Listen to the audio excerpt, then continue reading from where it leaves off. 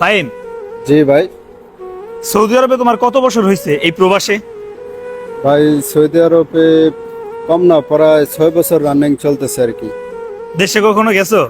না ভাই, এখনো তো দেশে যাইতে পারি না, এখনো আল্লাহ রাখছে সৌদি আরবে। আচ্ছা, এই 6 বছরে মোটামুটি টাকা তো ইনকাম কম করো না, ভালো ইনকাম করতেছো না? হ্যাঁ ভাই, আলহামদুলিল্লাহ। টাকা কয় টাকা বাড়িতে পাঠাইছো এই পর্যন্ত? ভাই এই পর্যন্ত তো কম না, প্রায় 30 লক্ষ টাকার মতন বাড়িতে পাঠাইছে। 3 লক্ষ টাকা ক্যাশ আছে তোমার কাছে এখন, তোমার বাপের কাছে বা তোমার ফ্যামিলির মধ্যে তোমার জন্য আছে 3 লক্ষ টাকা ক্যাশ করতে পারছো এখন পর্যন্ত? আলাদাভাবে আমার রাখতে পারছো? আমার কাছে তো কোনো 1 টাকা রাখি না ভাই, আমি যা কামাই করি মনে করেন খানার টাকাটা রাখা, আর বাকি সম্পূর্ণ টাকা পয়সা আমি ফ্যামিলিতে দিয়ে দিই। এই হচ্ছে প্রত্যেকটা প্রবাসীর ভিতরের কথা। আমি যদি কিছু বলতে চাই তাহলে আমি আমার নিজের কথা যদি বলি, স্বপ্ন কিন্তু অনেক দেখছি আসার সময়, কিন্তু যখন এই প্রবাসে পাড়ি দিব, যেই দিন আমার ফ্লাইট পরে ওই দিন আমার হৃদয় কাঁদছে, মন চায় নাই যে আমি এই প্রবাসে আসি। অনেক স্বপ্ন নিয়ে আসছি এবং একটা একটা কথাই চিন্তা করছি, এই প্রবাসে যত বছরই থাকি না কেন, যখন আমি বিয়ে করে ফেলবো আমি আর এই প্রবাসে আসবো না, আমি আর এই প্রবাসে আসবো না। তখন শুধু এতটুকু চিন্তা করতাম, মানুষ কেন বছরকে বছর পার করে দেয় প্রবাসের মধ্যে, 5 বছর 6 বছর 10 বছর, তারা কেন দেশে যায়? আসলে বাস্তবতা অনেক কঠিন। এখন বুঝি, এখন আমি বুঝি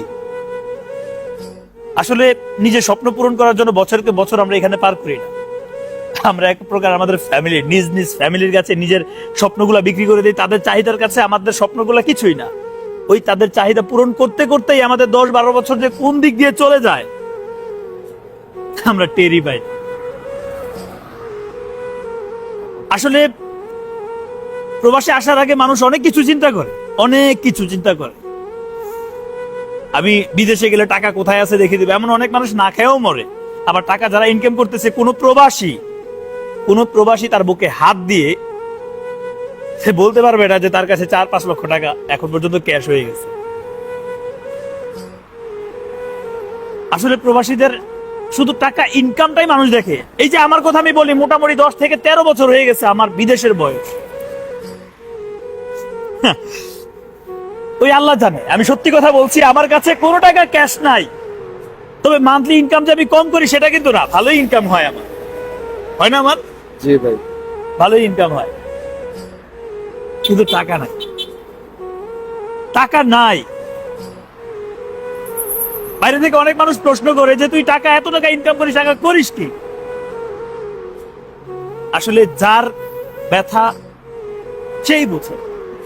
বাইরে থেকে অনেক মানুষ অনেক কথাই বলতে পারে, অনেক ধরনের সাজেশন দিতে পারে, অনেক অ্যাডভাইস দিতে পারে, কিন্তু আসলে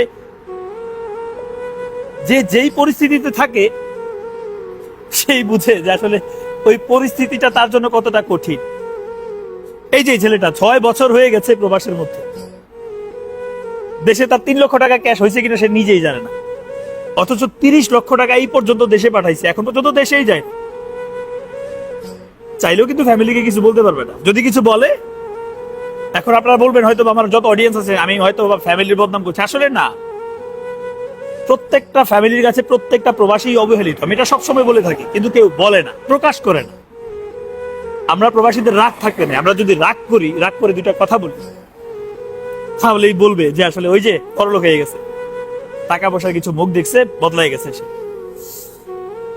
একটা কথা, আসলে প্রবাসীদের জীবনটা হচ্ছে ঔষধি গাছ, যেমন তাদের কোনো ছাল থাকে না, তাদের ছালগুলা প্রত্যেকটা মানুষ তুলে নিয়ে যায়। এই প্রবাসী মানুষগুলো এরকম, তাদের কাছে টাকা পয়সা কিছু নাই। মাস শেষ না হইতে হইতে ফ্যামিলিদের এত পরিমাণ চাহিদা বেড়ে যায়, তাদের চাহিদা পূরণ করতে করতে একটা প্রবাসীর জীবন এমনি শেষ হয়ে যায়। Right right. তবে সবার জন্য একটা অ্যাডভাইস দিব, যারা নতুন আসতে চান, আসেন, স্বপ্ন পূরণ করেন। আপনি ফ্যামিলির একজন হন বা 2 জন হন, নিজের পার্সোনাল একটা অ্যাকাউন্ট করে আসবেন, যেন এই অ্যাকাউন্টের কথা কেউ না জানে। তাহলে জীবনে কিছু করতে পারবেন না, না হলে